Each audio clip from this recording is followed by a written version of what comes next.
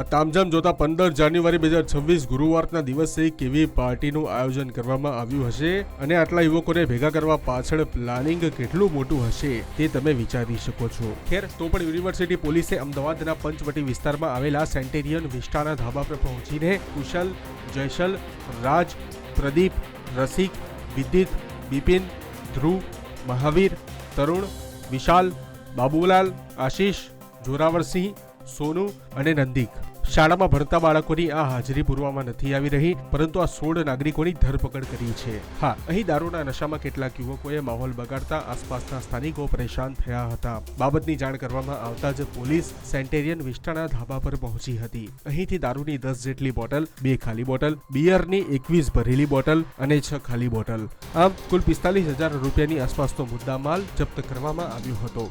સાથે જ 4 કલાક જેટલી લાંબી પ્રક્રિયા બાદ કેટરિંગના કર્મચારીઓ સહિત 16 શખ્સોને અસારવા સિવિલ હોસ્પિટલ લઈ જવામાં આવ્યા હતા, જ્યાં તેમની શારીરિક તપાસ કરવામાં આવી હતી। તમને જણાવી દઈએ કે આ પાર્ટીમાં 21 જેટલા યુવક યુવતીઓ હાજર હોવાનું જાણવા મળ્યું છે।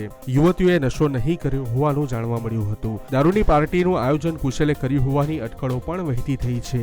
કુશલ દારૂનો જથ્થો ગુજરાત બહારથી લાવ્યો હોવાનું અને બિયરનો જથ્થો નંદિક પાસેથી મંગાવ્યો હોવાનું જાણવા મળ્યું છે। ડીજે પાર્ટી વાળા આ ધાબા પરથી અલગ અલગ ફ્લેવરના હુક્કા પણ મળી આવ્યા છે। કાર્યવાહી બાદ આ શખ્સોને છોડાવવા માટે તેમના વાલીઓએ ઘણી આજીજી કરી હતી। આ આજીજીઓને લઈને તમારું શું કહેવું છે તે કોમેન્ટ કરજો। ખેર, આ કેસને લઈને તપાસ ચાલુ છે, એટલે જોવાનું રહ્યું કે આગળ જતા શું ખુલાસો થાય છે।